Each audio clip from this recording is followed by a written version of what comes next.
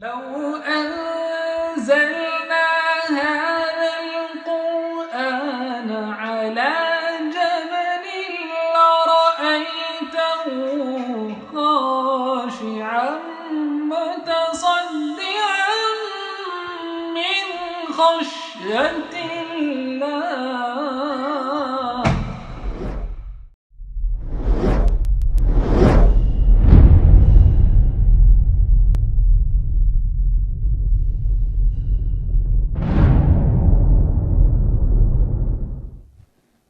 نحمده ونصلي على رسوله الكريم اما بعد واعوذ بالله من الشيطان الرجيم بسم الله الرحمن الرحيم واعلموا انما اموالكم واولادكم فتنة.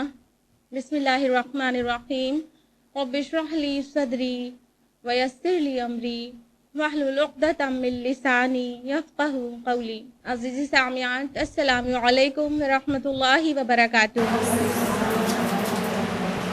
خلاصہ قرآن مجید میں 8 پارے مکمل ہو چکے تھے اور آج ہم لوگ انشاءاللہ 9واں پارہ جانیں گے. 8ویں پارے کے آخر میں سورۃ الاعراف تھی اور 9ویں پارے کے شروع میں سورۃ الاعراف کنٹینیو ہوگی. سورۃ الاعراف میں رکو نمبر 11 جو کہ آیات 85 سے 93 تک پر مشتمل ہے یہ جانیں گے. حالانکہ پارہ نمبر 9 سٹارٹ ہوتا ہے آیت نمبر 88 سے، لیکن ہم لوگ آیت نمبر 85 سے جانیں گے کیونکہ یہیں سے شعیب علیہ السلام کی خبر شروع ہو رہی ہے. تو چند آیات 8ویں پارے کی اور پھر 9واں پارہ.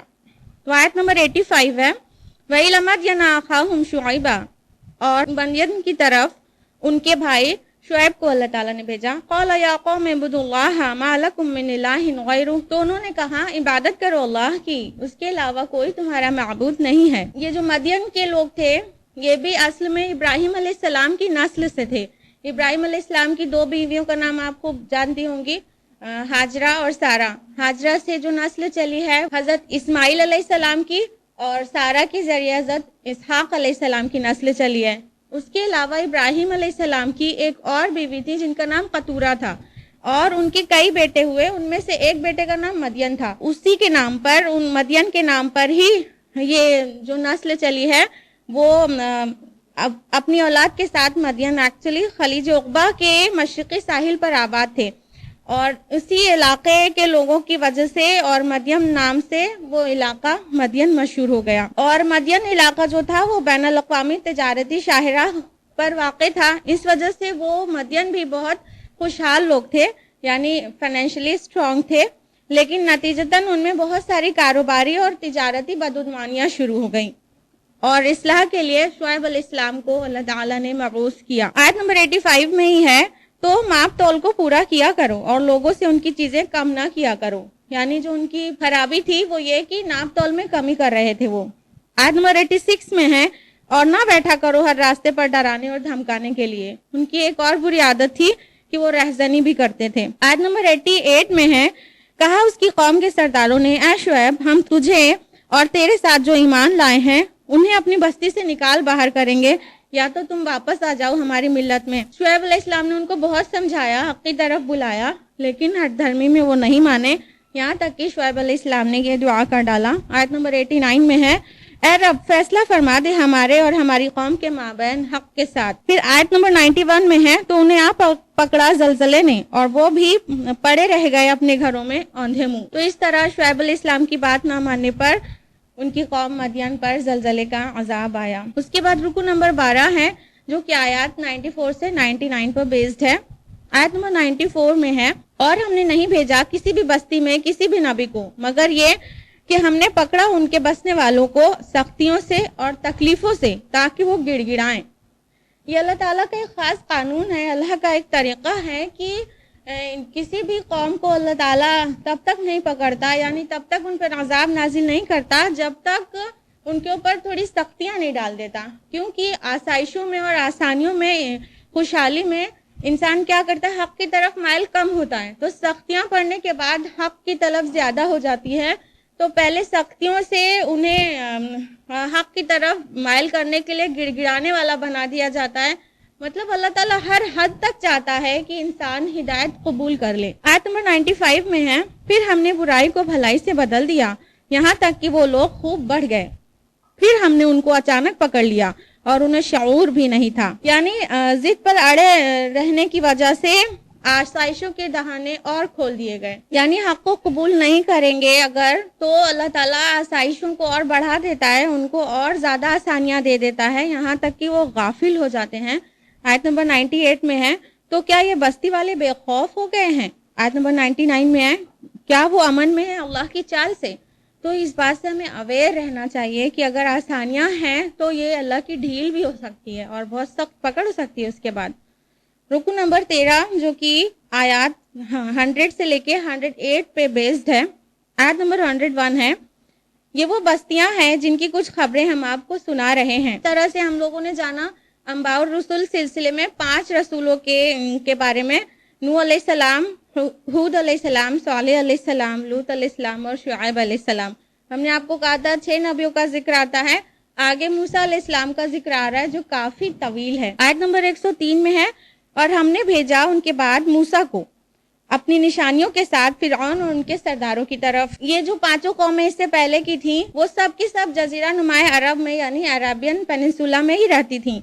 اور موسیٰ علیہ السلام کے حوالے سے جو بنی اسرائیل کا ذکر آ رہا ہے, یہ لوگ تو مصر سے تعلق رکھتے تھے, اور مصر افریقہ کے شمال مشرقی کونے میں یعنی نارتھ ایسٹ میں واقع ہے. مصر میں اس وقت فرعونہ یعنی فرعون کی حکومت تھی. فرعونہ اسی کی جمع ہے. فرعون مصر کے اس دور کے بادشاہوں کا لقب ہوا کرتا تھا. آیت نمبر 104 میں ہے, وقال موسیٰ یا فرعون انی رسول من رب العالمین, اور موسیٰ علیہ السلام نے کہا, اے فرعون میں اللہ رب العالمین کا پیغمبر ہوں. آیت نمبر 106 میں ہے, اس نے کہا اچھا اگر واقعی ہو تو کوئی نشانی لائے ہو تو اسے پیش کرو. آیت نمبر 107 میں ہے, تو موسیٰ نے اپنا عصا پھینکا تو وہ اسی وقت حقیقی اژدہا بن گیا. آیت نمبر 108 میں اپنا ہاتھ نکالا تو اچانک وہ دیکھنے والوں کے لیے سفید تھا, چمکیلا. یعنی یہ عصا موسیٰ اور ید بیضا, یہ 2 واضح نشانیاں لے کر فرعون کے دربار میں حاضر ہوئے تھے موسیٰ علیہ السلام. رکن نمبر 14 جو کہ آیت نمبر 109 سے 126 تک ہے, اور آیت نمبر 109 سے 114 تک میں جو ڈسکشن ہے وہ یہ کہ جو سردار تھے فرعون کی دربار میں, ان لوگوں نے فرعون سے کہا کہ ارے یہ تو کوئی ماہر جادوگر معلوم ہوتا ہے موسیٰ علیہ السلام کو, اور چاہتا ہے تمہیں تمہارے ملک سے نکال دے, تو فی الحال ان کا معاملہ مؤخر رکھیے اور ہم پورے ملک میں ہرکارے بھیج دیتے ہیں, یہاں تک کہ ماہر جادوگر اکٹھا ہو جائیں اور ایک عوامی اجتماع میں ان کا سامنا کراتے ہیں. پھر جب جادوگر آ گئے جس دن کا وعدہ تھا, تو جادوگروں نے کہا کہ اگر ہم غالب آ گئے تو کیا ہمیں کچھ اجر ملے گا؟ تو فرعون نے کہا کہ نہ صرف اجر ملے گا بلکہ تم مقربین میں شامل کر لیے جاؤ گے. پھر آیت نمبر 115 میں ہے, جادوگروں نے کہا اے موسیٰ تم پہلے ڈالو یا ہم ہو جائیں پہلے ڈالنے والے. تو آیت نمبر 116 میں ہے کہ موسیٰ علیہ السلام نے فرمایا تم ڈالو. تو جب انہوں نے ڈالا تو لوگوں کی آنکھوں پر جادو کر دیا. آیت نمبر 117 میں ہے کہ ہم نے موسیٰ کو وحی کی کہ اے موسیٰ اپنا عصا ڈالو, تو وہ نگلنے لگا جو کچھ وہ گڑھ لائے تھے. یہ آپ کو کلیئر پتا ہوگا کہ موسیٰ علیہ السلام نے جب اپنا عصا ڈالا تو وہ اتنا بڑا اژدہا بن گیا کہ جو بھی چیز ان لوگوں نے بنائی تھی, جو دیکھنے والوں کو سانپ دکھائی پڑ رہی تھی, وہ سارے سانگوں کو نگلنا شروع کر دیا موسیٰ علیہ السلام کی طرف سے جو معجزہ تھا عصا کا. آیت نمبر 118 میں فرمایا بس حق ظاہر ہو گیا اور جو کچھ وہ کر رہے تھے وہ باطل ہو کر رہ گیا. آیت نمبر 120 میں ہے, اور جادوگر سجدے میں گرا دیے گئے. آیت نمبر 121 اور 122 میں ہے کہ وہ ان لوگوں نے کہا قالوا آمنا برب العالمین, تمام جادوگر جو تھے انہوں نے کہا کہ ہم ایمان لائے رب العالمین پر, جو تمام جہانوں کا پروردگار ہے اس پر, رب موسیٰ و ہارون, موسیٰ اور ہارون کے رب پر. آیت نمبر 123 سے 126 میں تذکرہ ہے کہ فرعون کو بہت غصہ آیا. اس نے کہا کہ تم اس سے پہلے ایمان لے آئے کہ میں تم کو اجازت دوں. پھر اس نے کہا کہ تمہاری آپ سے سازش ہے, تم سب ایک ہو اور مل کر سازش کر رہے ہو تاکہ اس شہر کے واسیوں کو یہاں سے نکال دو. اور پھر سزا کے طور پر فرعون نے کہا کہ میں کاٹ ڈالوں گا تمہارے ہاتھ اور پاؤں مختلف جانب کے اور تمہیں سولی چڑھا دوں گا. تو جادوگروں کو اتنی جلدی ایمان گہرا چکا تھا تو انہوں نے کہا ہمیں تو اپنے رب کے پاس جانا ہی ہے, یہاں تک کہ دعا کر ڈالی. آیت نمبر 126 میں ہے اے رب ہم پر صبر انڈیل دے اور وفات دی جو ہمیں مسلم کی حیثیت سے. اتنی جلدی ایمان کا اتنا پختہ ہو جانا یہ غیر معمولی بات ہے. رکو نمبر 15 جو کہ آیات 127 سے 129 پر مشتمل ہے، اس میں جو تذکرہ ہے وہ یہ کہ فرعون کے سرداروں نے کہا کہ کیا آپ موسیٰ کو اور اس کی قوم کو یوں ہی چھوڑے رکھیں گے کہ وہ زمین میں فساد پھیلائیں اور آپ کے اور آپ کے معبودوں کو چھوڑ دیں؟ ہم ان پر غالب ہیں، ایسے کیسے چھوڑے رہیں ہم؟ جو فرعون تھا اس نے حکم جاری کیا کہ ہم عنقریب قتل کر دیں گے ان کے بیٹوں کو اور زندہ رہنے دیں گے ان کی بیٹیوں کو۔ یہ عذاب وہ پہلے بھی دے چکے تھے جب کسی راہب نے فرعون سے کہا تھا کہ کوئی ایک بنی اسرائیل سے ایک ایسا لڑکا پیدا ہونے والا ہے جو تمہارا تختہ پلٹ دے گا، تب بھی یہی وہاں پر حکم جاری اور ساری تھا کہ بنی اسرائیل کے بیٹوں کو قتل کیا جا رہا تھا، بیٹیوں کو چھوڑا جا رہا تھا۔ اب جو فرعون تھا جب موسیٰ علیہ السلام دعوت لے کر پہنچے تو وہ دوسرا فرعون تھا، وہ اس سے پہلے کا تھا، وہ مر چکا تھا اور یہ اسی کا جانشین تھا، اور یہ وہی تھا جس کے ساتھ موسیٰ علیہ السلام پلے بڑھے تھے۔ تو اس کو کہیں نہ کہیں موسیٰ علیہ السلام کی ایک عجیب سی محبت رہی ہوگی جو اس نے موسیٰ علیہ السلام کو قتل کرنے کا حکم نہیں دیا، بلکہ اس نے کیا کہا کہ ہم بنی اسرائیل کے بیٹوں کو قتل کر دیں گے، مطلب موسیٰ علیہ السلام کی جماعت جو ہے وہ نہ بڑھنے دیا جائے، ان کو گروپ نہ بنانے دیا جائے کہ وہ ہمارے خلاف جو ہے اپنی طاقت کو آزمائے۔ تو اس لیے اس نے سائیڈ سے ایک راستہ لیا تھا، نہ کہ موسیٰ علیہ السلام کو قتل کرنے کا حکم دیا، کیونکہ وہ ساتھ میں بھائی کی طرح پلا بڑھا رہا ہوگا تو کچھ نہ کچھ محبت تھی اس کے دل میں۔ موسیٰ علیہ السلام نے فرمایا کہ اب تم اللہ سے مدد چاہو اور صبر کرو۔ رکو نمبر 16 جو کہ آیات 130 سے 141 پر مشتمل ہے، آیت نمبر 130 اور 131 میں ہے، اور ہم نے پکڑا آل فرعون کو لگاتار قحط سالی میں اور فصلوں کی تباہی سے تاکہ وہ نصیحت پکڑیں۔ یہ وہی قانون ہے جو ابھی آیت نمبر 94 میں بتایا کہ اللہ تعالیٰ تکلیفوں میں ڈال دیتا ہے، اس کے بعد ہی عذاب ڈالتا ہے، پہلے تکلیف دیتا ہے تاکہ انسان اللہ کی طرف رجوع ہو جائے، اور جب بھی حالات بہتر ہو جاتے تو وہ لوگ کہتے یہ تو ہمارے لیے ہے، اور جب بھی تکلیف پہنچتی تو اسے نحوست سمجھتے موسیٰ اور اس کے ساتھیوں کی۔ آیت نمبر 133 میں ہے، پھر ہم نے بھیجے ان کے اوپر طوفان اور ٹڈی دل اور چچڑیاں اور مینڈک اور خون نشانیاں وقفے وقفے سے۔ اللہ تعالیٰ نے ان کو رجوع کرنے کے لیے ٹائم ٹو ٹائم کئی سارے عذاب ان پر بھیجے، کبھی ٹڈیاں اتنی ہو جاتی کہ پوری پوری کھیتی کو چٹ کر جاتی، اور کبھی مینڈک اتنے ہو جاتے کہ بستر میں بھی اور برتن میں بھی اور پورے گھر میں اور پورے ان کے اراؤنڈ مینڈک ہی مینڈک ایک دم عاجز آ جاتے، اور کبھی خون سے ان کو آزمایا گیا کہ سارا کا سارا پانی خون ہو جاتا۔ تو جب بھی کوئی ایسی آزمائش ان پر آ جاتی تو پھر وہ گڑ گڑانے لگتے موسیٰ علیہ السلام سے۔ آیت نمبر 134 اور 135 میں ہے کہ وہ جب عذاب آ جاتا ان کے اوپر کہتے موسیٰ علیہ السلام سے کہ اے موسیٰ تم ہمارے حق میں دعا کرو، یہ عذاب ہم پر سے ہٹا لیا جائے، اور اگر یہ عذاب ہم سے ہٹا لیا جائے گا تو ہم تمہاری بات مان لیں گے اور بنی اسرائیل کو تمہارے ساتھ جانے بھی دیں گے۔ تو بنی اسرائیل جو تھے وہ مصر میں ان کی حیثیت مفت کے غلاموں کی تھی، اور وہ بھی بالکل جانور نما حیوان نما غلام کی طرح ان کو استعمال کیا جا رہا تھا۔ احرام مصر یعنی ایجپشین پیرامڈ کی تعمیر جو وہاں کرائی جاتی تھی تو وہ یہ بنی اسرائیل سے ہی کرائی جاتی تھی، اور اس میں ایسا مشقت بھری محنت لی جاتی تھی اور اتنی بے رحمی سے انہیں استعمال کیا جاتا تھا۔ بڑے بڑے پتھر چڑھانے ہوتے تھے پیرامڈ بنانے کے لیے، اگر ایک بھی پتھر گر جاتا تو کئی بنی اسرائیلی ایک بار میں موت کے گھاٹ اتر جاتے۔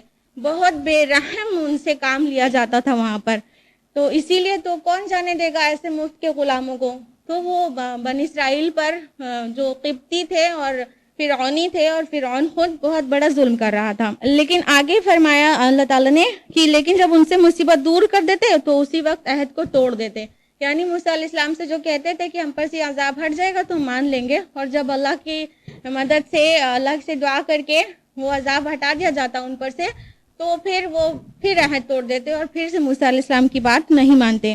آیت نمبر 136 میں ہے کہ پھر ہم نے ان سے انتقام لیا اور سمندر میں غرق کر دیا، اور تفصیلات آپ کو پتا ہے۔ آیت نمبر 138 میں ہے اور پار اتار دیا ہم نے بنی اسرائیل کو سمندر کے۔ تو اس طرح بنی اسرائیل جزیرہ نمایاں سینا میں داخل ہو گئے۔ پھر وہاں پہ کیا کیا، ان کا گزر ایک قوم سے ہوا جو اعتکاف کر رہی تھی بتوں کی، تو انہوں نے کہا کہ اے موسیٰ ہمارے لیے بھی ایسے ہی معبود بنا دو جیسے ان کے معبود ہیں۔ تو موسیٰ علیہ السلام نے فرمایا کہ تم بڑے ہی جاہل لوگ ہو۔ کے بعد آیت نمبر 140 اور 141 میں ہے کہ موسیٰ علیہ السلام نے وہ سارے احسانات یاد دلائے اللہ تعالیٰ کے جو اللہ تعالیٰ نے ان پر کیے تھے۔ رکو نمبر 17 جو کہ آیات 142 سے 147 پر مشتمل ہے۔ آیت نمبر 142 میں ہے کہ اللہ تعالیٰ نے موسیٰ علیہ السلام کو پھر کوہ طور پر 40 راتوں کے لیے بلایا تاکہ انہیں تورات عطا کر سکیں، اور ان ایام میں موسیٰ علیہ السلام نے لگاتار روزے رکھے 40 دن۔ اور پھر آیت نمبر 143 میں ہے کہ موسیٰ علیہ السلام سے ان کے رب نے کلام کیا۔ جب موسیٰ علیہ السلام سے اللہ تعالیٰ کلام کرنے لگا تو ان کی خواہش ذرا اور بڑھی۔ آگے ہے قال رب ارنی انظر الیک، کہ مجھے یارائے نظر دے کہ میں تجھے دیکھوں۔ اب موسیٰ علیہ السلام کو اللہ تعالیٰ کو دیکھنے کی خواہش پیدا ہو گئی۔ اللہ تعالیٰ کا جواب آیا قال لن ترانی، اللہ تعالیٰ نے فرمایا تم مجھے ہرگز نہیں دیکھ سکتے، تم اس پہاڑ کو دیکھو، اگر وہ اپنی جگہ ٹھہرا رہ جائے تو تم مجھے دیکھ لو گے۔ جب اس کے رب نے تجلی ڈالی پہاڑ پر تو کر دیا اس کو ریزہ ریزہ، اور موسیٰ بے ہوش ہو کر گر پڑے۔ جب انہیں افاقہ ہوا تو فوراً توبہ کی اور اللہ کی تسبیح بیان کی۔ وہ جو انہیں ڈیمانڈ کر لی تھی کہ اللہ کو دیکھ لیں، فوراً توبہ کی اور بہت اللہ کی حمد و ثنا کی۔ آیت نمبر 144 اور 145 میں ہے کہ اللہ تعالیٰ نے فرمایا میں نے تم کو منتخب کیا ہے لوگوں پر اپنی پیغمبری اور ہم کلامی کے لیے، یعنی موسیٰ علیہ السلام کو، اور پھر تختیوں پر لکھی ہوئی تورات اللہ تعالیٰ نے انہیں عطا کی، اور فرمایا ان قریب میں تمہیں گھر دکھاؤں گا فاسقوں کا، یعنی فلسطین کا۔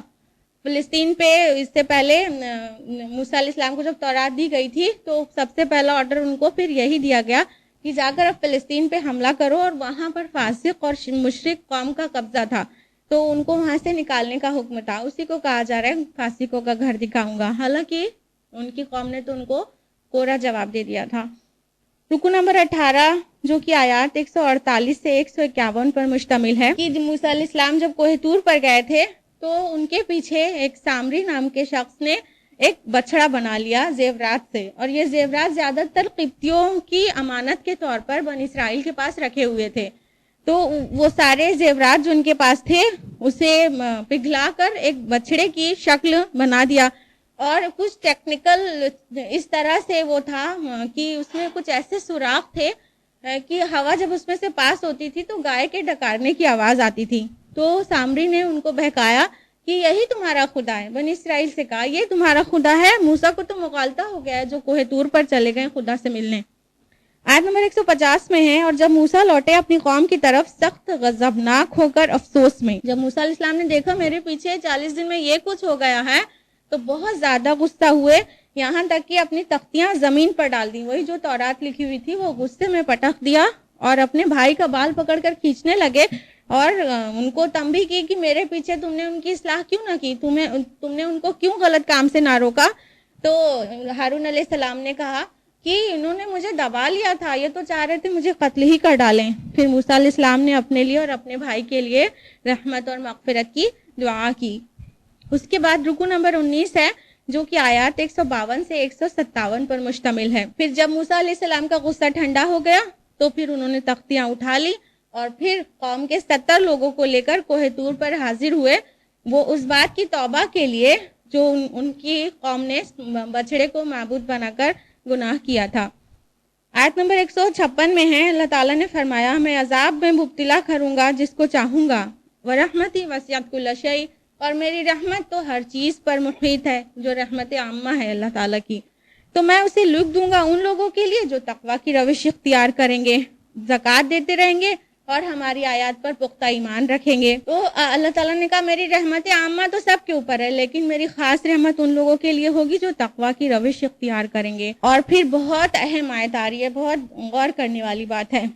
آیت نمبر 157 ہے اور جو اتباع کریں گے رسول نبی امی کی، جسے پائیں گے وہ لکھا ہوا اپنی تورات میں اور انجیل میں، اور وہ انہیں نیکی کا حکم دیں گے، یعنی رسول اللہ صلی اللہ علیہ وسلم، وہ انہیں نیکی کا حکم دیں گے، برائیوں سے روکیں گے اور تمام پاکیزہ چیزیں حلال کریں گے اور حرام کر دیں گے تمام ناپاک چیزوں کو، اور ان سے اتاریں گے ان کے بوجھ اور طوق جو ان کے گلے میں پڑے ہوں گے۔ یہ رسول اللہ صلی اللہ علیہ وسلم کی پوری پیشن گوئی ہے کہ تورات اور انجیل میں یہ باتیں درج کر دی تھیں کہ ایک نبی امی ایسا ایسا آئے گا اور وہ کیا کیا کرے گا، نیکی کا حکم دے گا، برائی سے روکے گا، پاکیزہ چیزوں کو حلال کرے گا، ناپاک چیزوں کو حرام کرے گا، اور تم سے تمہارے بوجھ اور طوق تمہارے گلوں سے اتار دے گا۔ یہ بوجھ اور طوق کیا ہیں؟ ایکچولی یہ خود ساختہ جو رسمیں اور جو پابندیاں انسان اپنے اوپر اوڑھ لیتا ہے، یہ وہ ہیں۔ کتنی افسوس کی بات ہے نا کہ پیارے نبی صلی اللہ علیہ وسلم نے ہمیں آسان دین کا راستہ دکھا دیا، اور پھر سے ہم نے انہیں رسموں کا اور کئی خود ساختہ چیزوں کو اپنے گلے میں ڈال لیا، پھر سے ہم مشکلات میں آ گئے۔ اس کے بعد رسول اللہ صلی اللہ علیہ وسلم سے خطاب ہے، تو جو لوگ آپ پر ایمان لائیں گے اور آپ کی تعظیم کریں گے اور آپ کی مدد کریں گے اور پیروی کریں گے اس نور کی جو آپ کے ساتھ نازل کیا جائے گا، تو وہی لوگ فلاح پانے والے ہوں گے۔ اب فلاح پانے کی کنڈیشن لگا دی گئی، چاہے وہ بنی اسرائیل میں سے ہوں، یوں تو یہ باتیں بنی اسرائیل کے لیے کہی جا رہی ہیں، لیکن ظاہر ہے ہمارے لیے بھی ضروری ہو گئی نا کہ اس پر ایمان لانا، یعنی نبی صلی اللہ علیہ وسلم پر ایمان لانا، تعظیم کرنا، ان کی مدد کرنا اور نور کی پیروی، اور یہ نور ہے قرآن مجید، قرآن مجید کی پوری پوری اتباع کرنا۔ جو یہ کرے گا وہ ہی فلاح پائے گا، کنڈیشن لگا دی گئی ہے، ہمیں چیک کرنا چاہیے ان چیزوں پر اپنے آپ کو۔ رکو نمبر 20 ہے جو کہ آیات 158 سے 162 تک ہے۔ گویا نبی صلی اللہ علیہ وسلم سے کہلایا جا رہا ہے کہ میں ہی وہ رسول ہوں، بتا دیجئے جو تورات اور انجیل میں جس کا ذکر تھا۔ آیت نمبر 158 ہے، قل یا ایھا الناس انی رسول اللہ الیکم جمیعا، کہ کہہ دیجئے اے لوگوں یقیناً میں اللہ کا رسول ہوں تم سب کی طرف، تم سب کی جانب۔ اس سے پہلے جتنے رسولوں کا تذکرہ آیا آپ کے سامنے، آپ نے غور کیا ہوگا کہ سب کا خطاب یا قومی سے تھا، اے میری قوم۔ پورے کے پورے قرآن میں جتنے بھی انبیاء اور رسول کا ذکر ہے انہوں نے اپنی قوم کو یا قومی سے ایڈریس کیا ہے، لیکن جب رسول اللہ صلی اللہ علیہ وسلم کا ذکر ہوتا ہے تو کہا جاتا ہے یا ایھا الناس، اے لوگوں۔ تو اللہ کے رسول صلی اللہ علیہ وسلم کا خطاب اے لوگوں سے ہے، مطلب آپ تمام نوع انسانی کے لیے آئے ہیں، کسی گروپ آف دا پیپل کے لیے نہیں آئے ہیں، اس لیے آپ کا خطاب یا ایھا الناس سے ہے۔ اور اس طرح کی آیات جس سے یہ پتہ چلے کہ آپ صلی اللہ علیہ وسلم کی بعثت تمام نوع انسانی کے لیے قرآن مجید میں 5 جگہ پر ہے، جس میں سے سب سے زیادہ واضح اور سب سے زیادہ خاص الفاظ میں ہے وہ سورہ سبا، سورہ نمبر 34 آیت نمبر 28 میں ہے، کافۃ للناس کہا گیا ہے، کل کے کل انسانوں کے لیے۔ تو آگے ہے آیت نمبر 158 میں ہی، تو ایمان لاؤ اللہ پر اور اس کے رسول پر، اور جو نبی امی ہے اور جو ایمان رکھتا ہے اللہ پر اور اس کے سب کلاموں پر، اور اس کی پیروی کرو تاکہ تم ہدایت پا جاؤ۔ آیت نمبر 160 ہے کہ اور ہم نے وحی کی موسیٰ کی طرف جب پانی طلب کیا آپ کی قوم نے کہ اپنی لاٹھی سے چٹان پر ضرب لگاؤ۔ اب پھر سے موسیٰ علیہ السلام کا واقعہ ہے اور یہ صحرائے سینا کا ذکر ہو رہا ہے کہ وہاں پہ پانی نہیں تھا، تو اللہ نے یہ حکم دیا، بس اس سے 12 چشمے پھوٹ نکلے، اور ہم نے ان پر بادل کا سائبان رکھا اور اتارا ان پر من اور سلوہ۔ یہ تفصیلات بقرہ میں آ چکی ہے کہ صحرائے سینا میں ان کو یہ کچھ نعمتیں ملی تھیں۔ آیت نمبر 161 میں ہے، اور یاد کرو جب ان سے کہا گیا تھا آباد ہو جاؤ اس بستی میں اور اس میں سے کھاؤ اور پیو جہاں سے چاہو۔ یہ بستی ہے فلسطین کا پہلا شہر اریحا، جو کہ آج بھی جیریکو نام سے موجود ہے دنیا میں۔ اور فرمایا کہ حطہ کہتے رہو اور شہر کے دروازوں میں سر جھکا کر داخل ہو۔ ان سے حطتن کہنے کا آرڈر تھا، یعنی مغفرت مغفرت، لیکن انہوں نے کیا کیا؟ آیت نمبر 162 میں ہے، تو بدل دی اس بات کے بجائے دوسری بات، تو ہم نے بھیج دیا ان پر ایک آسمانی عذاب۔ انہوں نے حطتن کو حنتتن سے بدل دیا، تو اللہ تعالیٰ نے ان پر ایک عذاب بھیج دیا۔ جن لوگوں نے یہ حرکت کی تھی وہ ان میں طاعون پھیل گیا اور سب ہلاک ہو گئے۔ رکو نمبر 21 جو کہ آیات 163 سے 171 پر بیسڈ ہے۔ آیت نمبر 163 ہے، اور ان سے ذرا پوچھئے اس بستی کے بارے میں جو ساحل سمندر پر تھی۔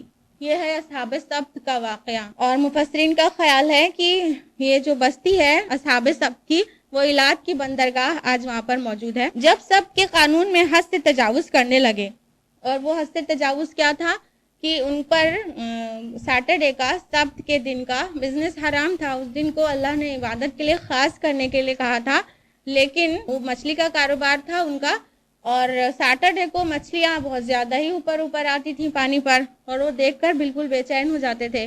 تو انہوں نے تجاوز کیا کیا کہ وہاں سے سمندر سے نالیاں کھود لیتے، سیٹرڈے کو جب دیکھ کے بے چین ہو رہے ہوتے تو نالیاں کھود لیتے اور اس کو ایک گڈھے سے ملا دیتے، ایک تالاب سا بنا دیتے، یہاں تک کہ مچھلیاں اس راستے سے گڈھے میں آ جاتی تو نالیوں کو پاٹ کر بند کر دیتے، اور وہ جو تالاب میں مچھلیاں رہتی وہ اگلے دن پکڑ لیتے۔ تو آیت 163 میں یہ اس طرح ہم آزماتے تھے بوجہ اس کے کہ وہ نافرمانی کرتے تھے، یعنی وہ مچھلیاں جو سیٹرڈے کو زیادہ آتی تھیں وہ ان کے لیے ذریعہ آزمائش تھا۔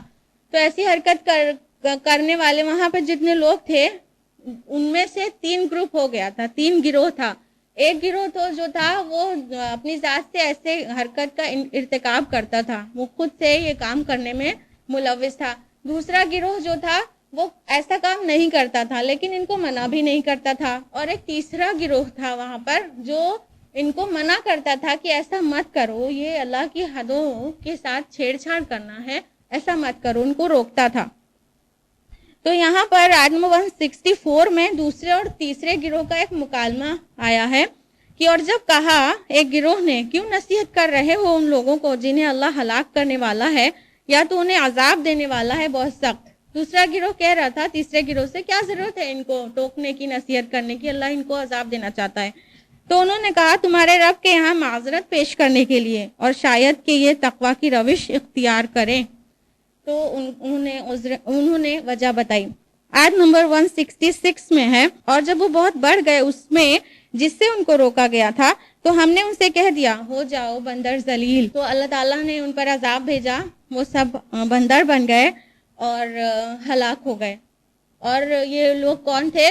اس میں دونوں گروہ تھے، پہلا اور دوسرا، جو یہ کام کر رہے تھے وہ بھی اور جو اس کام سے نہیں روک رہے تھے وہ بھی. اس کے بعد آیت نمبر 167 میں ہے، اور جب آپ کے رب نے یہ اعلان کر دیا کہ وہ لازماً مسلط کرتا رہے گا قیامت کے دن تک ایسے لوگوں کو جو انہیں بدترین عذاب میں مبتلا کرتے رہیں گے. آپ دیکھیے بنی اسرائیل ہمیشہ ہی کسی نہ کسی عذاب میں مبتلا رہتی ہے. رومن جنرل ٹائٹس نے 70 عیسوی میں ان کے سیکنڈ ٹیمپل کو ڈھا دیا، شہید کر دیا، جو عزیر اسلام کے زمانے میں دوبارہ تعمیر ہو پایا. اور اسی کے حکم سے ٹائٹس کے آرڈر سے 1,33,000 یہود ایک دن میں قتل کیے گئے ہیں. صرف اتنا ہی نہیں، سیکنڈ ورلڈ وار میں ہٹلر نے تو ظلم کی انتہا کر دی، ان پر 60 لاکھ یہودیوں کو ایک ماڈرن آٹومیٹک پلانٹ کے ذریعے انسنریٹ کر دیا گیا، جلا کر بھسم کر دیا گیا 60 لاکھ یہودیوں کو. تو اس طرح ان پر عذاب آتا رہتا ہے. اب 3 رکوع ہیں سورہ کے جو بہت بڑی اور گہری فلسفہ دین کی اہمیت رکھتے ہیں. ان کے جو مضامین ہیں وہ فلسفے کے اعتبار سے بہت اہم ہیں. رکوع نمبر 22 جو کہ آیات 172 سے 181 پر بیسڈ ہے. آیت نمبر 172 ہے، اور یاد کرو جب نکالا آپ کے رب نے بنی آدم کی پیٹھوں سے ان کی نسل کو اور ان کو گواہ بنایا خود ان پر، الست بربکم، کیا نہیں ہوں میں تمہارا رب؟ تو انہوں نے کیا کہا؟ قالوا بلا شہدنا، انہوں نے کہا کیوں نہیں، ہم گواہی دیتے ہیں. یعنی سب نے گواہی دی کہ آپ ہی ہمارے رب ہیں. یہ کیا تھا؟ عہد الست. یہ اللہ تعالیٰ نے آدم علیہ السلام کو پیدا فرما کر ان کی پوری نسل کی روحوں کو پیدا فرما دیا تھا. تو عالم ارواح میں یہ وعدہ لے لیا تھا. وہ اس وقت شعوری حالت میں سب لوگ وہاں موجود تھے، اور آپ بھی ہوں گے اور ہم بھی ہوں گے. اللہ تعالیٰ نے پوچھا تھا کیا میں تمہارا رب نہیں ہوں؟ تو سب نے کہا تھا نہیں، آپ ہی ہمارے رب ہیں. کہنے کا مطلب کہ وہ فرما برداری کریں گے سب کے سب. تو یہ عہد کیوں لیا گیا تھا؟ آیت نمبر 172 میں ہی اس کی حکمت بیان ہے. کہیں تم یہ نہ کہہ دو قیامت کے دن کہ ہم تو اس سے غافل تھے. اور آیت نمبر 173 میں ہے، یا تم یہ نہ کہہ دو کہ شرک تو ہمارے آباء و اجداد نے کیا تھا اور ہم تو بعد کی نسل میں سے تھے. تو اس لیے حجت کا جو سب سے پہلا سٹیپ تھا وہ یہ کہ اللہ تعالیٰ نے وعدہ لے لیا تھا دنیا میں بھیجنے سے پہلے. آیت نمبر 175 سے 178 تک میں بنی اسرائیل کے ایک بہت بڑے عالم اور زاہد کا تذکرہ ہے جس کا نام تورات میں بلعام بن اورا آتا ہے. وہ بہت بڑا عالم اور زاہد تھا، لیکن اس کے بعد بھی شیطان نے اس کو بہکا دیا اور وہ خواہش نفس کی پیروی میں لگ گیا. یہاں تک کہ اتنی نعمتیں جو اللہ تعالیٰ نے اسے دی تھی اس کی قدر کرنے کے بجائے وہ اب خواہش نفس کا پیروکار ہو گیا. تو اس کی مثال ان آیات میں کتے سے دی گئی ہے جو ہر وقت حرص اور طمع سے اپنی زبان کو لٹکائے رہتا ہے اور زمین سونگتا رہتا ہے، یعنی کبھی نہ ختم ہونے والی خواہش. تو بنی اسرائیل بھی ایکچولی ایسی ہی تھی، شروع سے ہی بلعام بن اورا کی طرح ہی عمل کر رہی تھی کہ جتنا بھی اللہ تعالیٰ دے دے اور زیادہ کی خواہش اور ان نعمتوں پر شکر نہیں. اور اگر انسان اپنی روحانی وجود کو فراموش کر دیتا ہے، جیسا کہ ابھی بتایا گیا کہ روح اس کی اہم ہے، تو اس کی ساری توجہ اور دلچسپیاں جو ہے وہ مرکوز ہو جاتی ہیں اس کے حیوانی وجود پر، یعنی اس کی باڈی پر. تو وہ اس کی مثال جو ہے بلعام بن اورا جیسے ہی ہو جاتی ہے کہ اپنی جو ایکچوئل اس کی چیز ہے روح، اس کو اس نے بھلا دیا اور اپنی جسم کو پرورش دینے میں مصروف ہو گیا. تو ایسے انسان، یوں تو انسان ضرور نظر آتے ہیں لیکن حیوانی سطح پر زندگی گزار رہے ہوتے. ان کے بارے میں آیت نمبر 179 میں کہا گیا لہم قلوب لا یفقہون بہا، ان کے دل ہے پر اس سے سوچتے سمجھتے نہیں ہیں. لہم اعین لا یبصرون بہا، اور ان کی آنکھیں ہیں پر ان سے دیکھتے نہیں ہیں. ولہم آذان لا یسمعون بہا، اور ان کے کان ہیں پر ان سے سنتے نہیں ہیں. اولئک کالانعام، یہ چوپائے ہیں چوپائے. بل ہم اضل، بلکہ اس سے بھی زیادہ گمراہ. اولئک هم الغافلون، یہی لوگ ہیں جو غافل ہیں. تو انسان اگر اپنا روحانی وجود بھول جائے تو وہ چوپایا بلکہ اس سے بھی بدتر بن جاتا ہے. رکو نمبر 23 جو کہ آیات 182 سے 188 پر مشتمل ہے. آیت نمبر 182 ہے کہ وہ لوگ جنہوں نے ہماری آیات کی تکذیب کی تو ہم رفتہ رفتہ ایسے پکڑیں گے جیسے انہیں پتہ بھی نہ چلے گا، اور ان کو ڈھیل دوں گا، یقیناً میری چال بہت مضبوط ہے. آیت نمبر 183 میں ہے. یعنی اللہ تعالیٰ کی بات جو نہیں مانتا ہے، اللہ تعالیٰ اس کی رسی دراز کر دیتا ہے اور اسے پتہ بھی نہیں چلتا کہ اس کے ساتھ کیا ہو رہا ہے. آیت نمبر 187 ہے. آپ سے قیامت کے بارے میں سوال کرتے ہیں وہ کب آئے گی، تو آپ کہہ دیجئے اس کا علم تو میرے رب ہی کے پاس ہے. اس کے بعد رکو نمبر 24 جو کہ آیات 189 سے 206 پر بیسڈ ہے. آیت نمبر 189 ہے. اور وہی ہے جس نے تمہیں پیدا کیا ایک جان سے اور اسی سے اس کا جوڑا بنایا تاکہ وہ اس کے پاس سکون حاصل کریں. یعنی جو اسپاؤس ہے وہ ایک دوسرے کے لیے باعث سکون ہے. اس کے بعد آیت نمبر 190 سے 195 میں شرک کی مذمت ہے کہ پیدا کرنے والا اللہ ہے، اولاد دینے والا اللہ ہے، لیکن پھر بھی لوگ اس کا شریک مقرر کرتے ہیں اور وہ تو ان کی پکار سے محض غافل ہیں. آیت نمبر 199 میں ہے کہ ان کو ٹریٹ کیسے کرنا چاہیے. خذ العفو وامر بالعرف، آپ درگزر سے کام لیجئے اور بھلی بات کا حکم دیتے رہیے. واعرض عن الجاہلین، اور جاہلوں سے نہ الجھیے، یعنی ان سے بس دور سے معاملہ رکھنا چاہیے، الجھنا نہیں چاہیے، بہت ساری بحثیں نہیں کرنا چاہیے جو سننا ہی نہیں چاہتا. آخر میں دونوں صورتیں جو تھیں سورہ انعام اور سورہ اعراف، اس کے مضامین کا عمود کا خلاصہ پیش کیا جا رہا ہے.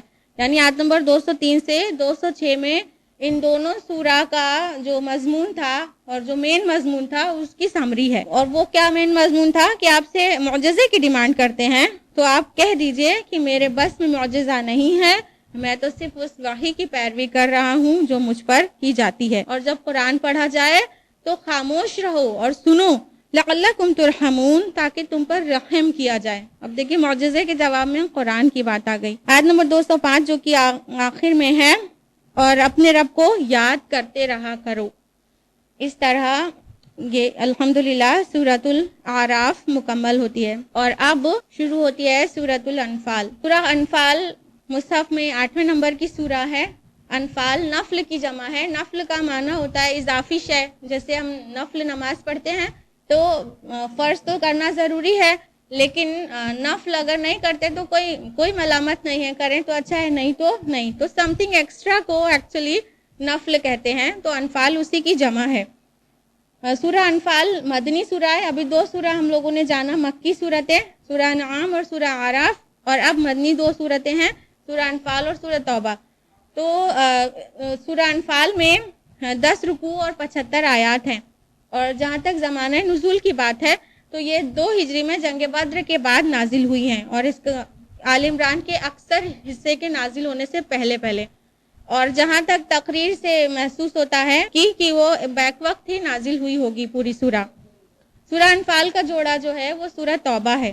سورہ انعام اور سورہ اعراف میں مشرکین عرب پر دعوت کے ذریعے اتمام حجت ہے، اور سورہ انفال اور سورہ توبہ میں اس اتمام حجت کے جواب میں عذاب کا تذکرہ ہے. اور مشرکین عرب پر عذاب کو یکبارگی ٹوٹ پڑنے والا عذاب نہیں آیا تھا، بلکہ حکمت الہی کے پیش نظر دھیرے دھیرے قسطوں میں آیا تھا، پارٹس میں، پارٹلی. اور عذاب کی قسط اول جو تھی ان کے لیے میدان بدر میں ان کے اوپر نازل ہوئی، جب قریش کے 70 سردار مارے گئے اور 70 قیدی بنا لیے گئے اور متعدد زخمی ہو گئے. یہ ان کے لیے یقیناً عذاب تھا کہ اسلحوں سے لیس 1000 جنگجو کا لشکر اور نہتھے 313 مجاہدین کے ہاتھوں ذلت ایکچولی اہل مکہ کے لیے عذاب الہی کا پہلا کوڑا تھا، اور اس کا تذکرہ سورہ انفال میں ہوا ہے، اور عذاب کا جو آخری مرحلہ، جو آخری قسط تھی، وہ 9 ہجری میں آئی، اور اس کا ذکر سورہ توبہ میں ہے، وہ ہم لوگ آئندہ جانیں گے انشاءاللہ۔ سورہ انفال کو جاننے سے پہلے اس کا تاریخی پس منظر اور غزوہ بدر کا تاریخی پس منظر جاننا بہت ضروری ہے۔ تو مختصر میں غزوہ بدر کا جو پس منظر ہے وہ یہ کہ ہجرت مدینہ کے بعد رسول اللہ صلی اللہ علیہ وسلم کے جانثاروں کی ایک مختصر سی لیکن بہت مضبوط جماعت تیار ہو گئی تھی، کیونکہ وہ ہر قسم کی سختیاں اور پریشانیاں جھیل چکے تھے، ساری قربانیاں دے چکے تھے، تو گویا اب باطل کو للکارنے کا وقت آ چکا تھا۔ شعبان 2 ہجری میں قریش کا ایک بہت بڑا قافلہ جس کے ساتھ 50,000 اشرفی کا مال تھا، 30-40 سے زیادہ محافظ ساتھ میں نہ تھے، شام سے مکہ کی طرف لوٹ رہا تھا، تو اور اس علاقے کی طرف جا پہنچا جو مدینہ کی زد میں تھا، اور مال بہت زیادہ تھا، محافظ بہت کم تھے، اس لیے ان کو قوی خطرہ تھا کہ کہیں مسلمان کسی طاقتور دستے سے چھاپا نہ مار دیں۔ اس قافلے کا جو سردار تھا ابو سفیان، اس نے اپنے ایک آدمی کو مکہ کی طرف دوڑایا کہ جا کے وہاں سے مدد لے آئے ان کے لیے۔ تو جب وہ شخص مکہ پہنچا تو وہاں پہ جا کر اس نے شور مچانا شروع کر دیا کہ لوگوں اپنے قافلے کی خبر لو، جو قافلہ تمہارا واپس لوٹ رہا ہے وہ محمد اور اس کے ساتھی اس کے در پہ ہو گئے ہیں، اور مجھے امید نہیں ہے کہ تم اسے پا سکو گے۔ تو قریش کے جو بڑے بڑے سردار تھے وہ انتہائی غصے کی حالت میں جنگ کے لیے تیار ہو گئے، یہاں تک کہ 1000 کے مردان جنگی جس میں 400 زرہ پوش تھے اور جن میں 100 سوار بھی تھے، اور پوری شان و شوکت کے ساتھ چلے، یہاں تک کہ ان کے پیش نظر یہ نہیں تھا صرف کہ اپنے قافلوں کو بچا لیں، بلکہ وہ یہ اس ارادے سے وہاں سے نکلے تھے کہ آج تو ان کی طاقت کو ختم کر دیتے ہیں، خطرہ ہمیشہ ہمیشہ کے لیے مٹا دیتے ہیں۔ وہ یہ سوچ کر نکلے تھے کہ محمد اور اس کے ساتھیوں کو آج مٹا دیا جائے۔ نبی صلی اللہ علیہ وسلم جو ہمیشہ ہی باخبر رہتے تھے، محسوس کیا کہ اب فیصلے کی گھڑی آ گئی ہے، اب کوئی جسارت بھرا قدم اٹھانا ہی ہوگا، نہیں تو تحریک اسلامی ہمیشہ ہمیشہ کے لیے بے جان ہو جائے گی۔ آپ اس فیصلے کا ارادہ کر کے انصار اور مہاجرین کو جمع کرتے ہیں اور ساری پوزیشن کی وضاحت کرتے ہیں کہ شمال سے ایک تجارتی قافلہ آ رہا ہے اور دوسری طرف جنوب سے قریش کا ایک لشکر آ رہا ہے، اور اللہ کا وعدہ ہے کہ دونوں میں سے ایک تم کو مل جائے گا، تو ہمیں کدھر چلنا چاہیے؟ تو جو بڑے گروہ نے اظہار رائے دیا وہ یہ کہ قافلے پر حملہ کرنا چاہیے، یعنی ان کے پیش نظر مال تھا، لیکن اللہ کے رسول کو کچھ اور ہی منظور تھا، تو آپ نے سوال پھر سے دہرایا۔ صحابہ نے اس بات کو بھاپتے ہوئے ایک ایک کر کے بولنا شروع ہوئے۔ مقداد بن عمرو نے کہا کہ اللہ کے رسول، جدھر آپ کا رب حکم دے آپ ادھر چلیے، ہم موسیٰ کی قوم کی طرح آپ کو یہ جواب نہیں دیں گے کہ آپ اور آپ کا رب جا کر لڑو۔ اور پھر سعد بن معاذ اٹھے اور انہوں نے فرمایا، اللہ کے رسول، آپ کا جو ارادہ ہے اس سے کر گزریے، ہم میں سے کوئی پیچھے نہیں رہے گا۔ جب صحابہ رضی اللہ عنہم کی اتنی پر ایمان تقریروں کو سنا تو اللہ کے رسول نے فیصلہ کر لیا کہ لشکر قریش کا مقابلہ کرنے کے لیے ہی نکلنا ہے، اور یہ کوئی معمولی فیصلہ نہ تھا، کیونکہ ان کی تعداد 300 سے کچھ زیادہ تھی، روایت میں آتا ہے کہ 313 تھی، اور ان کے پاس صرف 2-3 گھوڑے تھے، اور سب آدمیوں کو ملا کر 70 اونٹ تھے، اور سامان جنگ بالکل ناکافی تھا، صرف 60 آدمیوں کے پاس زرہیں تھیں۔ ایسی بے ساز و سامانی کی حالت میں 1000 کے لشکر جرار سے ٹکرانے والے تھے، اور 17 رمضان کو بدر میں مقابلہ ہوا جو غزوہ بدر کے نام سے درج ہے۔ اب باقاعدہ سورہ شروع کرتے ہیں۔ رکو نمبر 1 جو کہ آیات 1 سے 10 پر مشتمل ہے۔ آیت نمبر 1 ہے کہ آپ سے مال غنیمت، اموال غنیمت کے بارے میں سوال کرتے ہیں، کہہ دیجئے وہ تو اللہ کا ہے اور اس کے رسول کا ہے۔ جیسا کہ ہم نے بتایا کہ انفال لفظ نفل کی جمع ہے اور اضافی شے کے لیے آتا ہے، تو جنگ میں ایکچولی مین تو فتح ہوتی ہے، اور جو مال غنیمت ہے وہ اضافی شے تو ہو گئی۔ تو غزوہ بدر میں ایکچولی پہلی جنگ تھی مسلمانوں کی، اور مال غنیمت کا کوئی حکم نازل نہیں ہوا تھا، تو کچھ ڈسپیوٹ ہو گیا، مال غنیمت کا مسئلہ سنجیدگی اختیار کر گیا، تو یہ کہہ کر کہ وہ تو اللہ اور اس کے رسول کا ہے، باقی چیز کی جڑ کاٹ دی گئی کہ سارا ڈسپیوٹ وہیں کے وہیں مٹ جائے، اور اس کی تقسیم کا جو حکم آیا ہے وہ کچھ رکوعوں کے بعد آیا ہے، اور یہاں پر یہی کہہ دیا گیا کہ وہ تو اللہ اور اس کے رسول کا ہے، سب سرنڈر ہو گئے کہ اب سب اللہ کا اور اس کے رسول کا، جو ہاتھ میں دیا جائے گا وہ لے لے گا۔ آیت نمبر 5 میں ہے نکالا آپ کو آپ کے رب نے آپ کے گھر سے حق کے ساتھ، اور یقیناً اہل ایمان میں سے بھی کچھ لوگ اسے پسند نہیں کر رہے تھے. یعنی جب قریش کا سے مقابلہ کرنے کے لیے نکل رہے تھے تو منافقین کو کی جو رائے تھی وہ یہ کہ ارے لڑائی بھڑائی تو اچھی چیز نہیں ہے، ہمیں کیوں مفت میں اپنی جان کو ہلاکت میں ڈالا جائے، اور وہ نہیں جانا چاہ رہے تھے. اور دوسری طرف کچھ ایسے سادہ لوگ مسلمان بھی تھے جو یہ سمجھ رہے تھے کہ قریش نے خود سے تو شروعات کی نہیں ہے، ہم کو شروعات نہیں کرنی چاہیے، پہل ہمیں نہیں کرنی چاہیے. تو اسی کا ذکر ہے یہاں پر. آیت نمبر 6 میں ہے کہ جیسے انہیں موت کی طرف دھکیلا جا رہا ہو اور وہ اسے دیکھ رہے ہوں. ظاہر ہے یہ منافقین کے کردار کو اجاگر کیا گیا ہے. آیت نمبر 7 اور 8 میں ہے اللہ کے اس وعدے کا تذکرہ ہے جو اللہ تعالیٰ نے نبی صلی اللہ علیہ وسلم سے کیا تھا کہ 2 گروہ میں سے ایک تمہیں مل جائے گا. اور اللہ تعالیٰ فرما رہے ہیں کہ تم جنگ نہیں چاہ رہے تھے، تم تو چاہ رہے تھے بغیر جنگ کے تمہیں مل جائے، لیکن اللہ تعالیٰ کا یہی فیصلہ تھا کہ حق کو حق ثابت کر دے. آیت نمبر 9 میں ہے اس نے تمہاری دعا قبول کی تھی کہ میں تمہاری مدد کروں گا 1000 فرشتوں سے. اور آیت نمبر 10 میں ہے اور اللہ نے اس کو نہیں بنایا مگر بشارت تاکہ تمہارے دل مطمئن ہو جائے.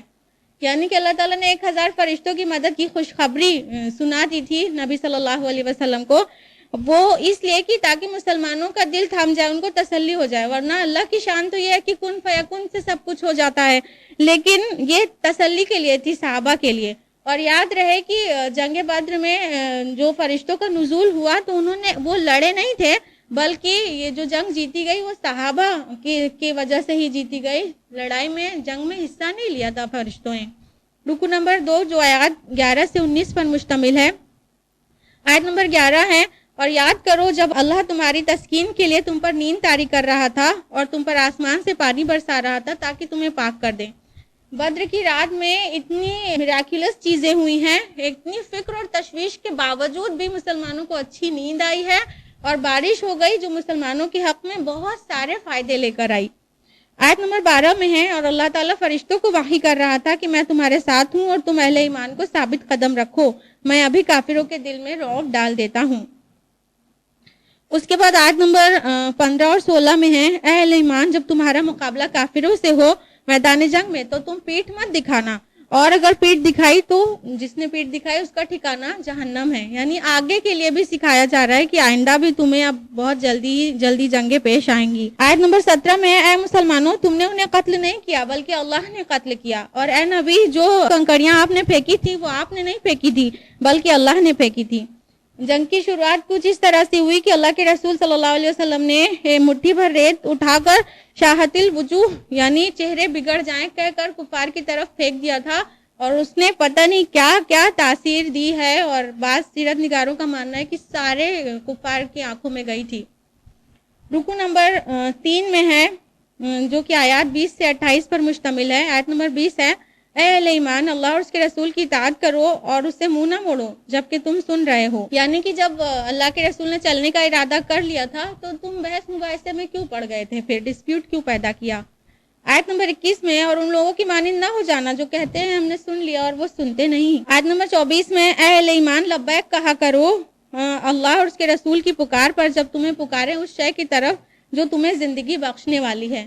یعنی جنگ کو یہ اپنے لیے موت سمجھ رہے تھے لیکن اصل میں یہ ابدی زندگی کا دروازہ ہے. آیت نمبر 25 ہے اور ڈرو اس فتنے سے جو تم میں سے صرف گناہگاروں کو ہی اپنی لپیٹ میں نہیں لے گا. یہ بہت اہم آیت ہے کہ جرم کا براہ راست ارتکاب کرنے والا ہی صرف مجرم نہیں ہوتا ہے بلکہ فرائض سے منہ موڑنے والا، جہاد فی سبیل اللہ سے جی چرانے والا اور نہیں عن المنکر کے فریضے کو انجام نہیں دینے والا بھی مجرم ہے. تو یہاں پہ کہا گیا کہ وہ فتنہ جو تم نے کیا بھی نہیں ہے وہ بھی تم کو لپیٹ میں لے لے گا. یعنی اگر دعوت اور امر بالمعروف نہیں عن المنکر کو ترک کر دیا گیا تو یہ بذات خود ایک جرم ہے. آیت نمبر 27 میں ہے اے اہل ایمان مت خیانت کرو اللہ اور اس کے رسول سے. اللہ اور رسول سے خیانت کیا ہے؟ اللہ کا دین، اللہ کی کتاب اور شریعت یہ اللہ کی امانتیں ہیں، اور دعوت نہ کرنا اور امر بالمعروف نہیں عن المنکر نہ کرنا، قرآن کا پیغام عام نہ کرنا یہ اللہ اور رسول کے ساتھ خیانت ہے، اور اس سے بڑی غداری اور کیا ہو سکتی ہے. اور یہ سب کچھ کیوں ہوتا ہے؟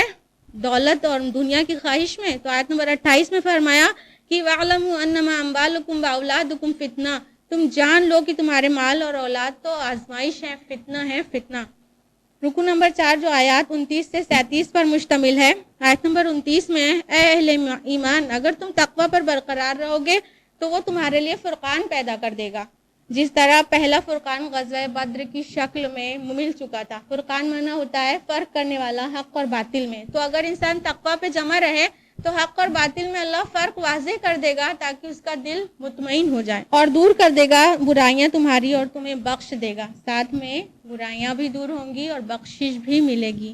اس کے ساتھ ہی ہم لوگوں نے الحمدللہ مکمل کر لیا پارہ نمبر 9۔ الحمدللہ آج کے لیے اتنا ہی۔ اللہ سبحانہ تعالیٰ ہم سب کو قرآن مجید کے ذریعے صراط مستقیم پہ چلا دے، آمین۔ وآخر دعوانا الحمدللہ رب العالمین، والسلام علیکم ورحمۃ اللہ وبرکاتہ۔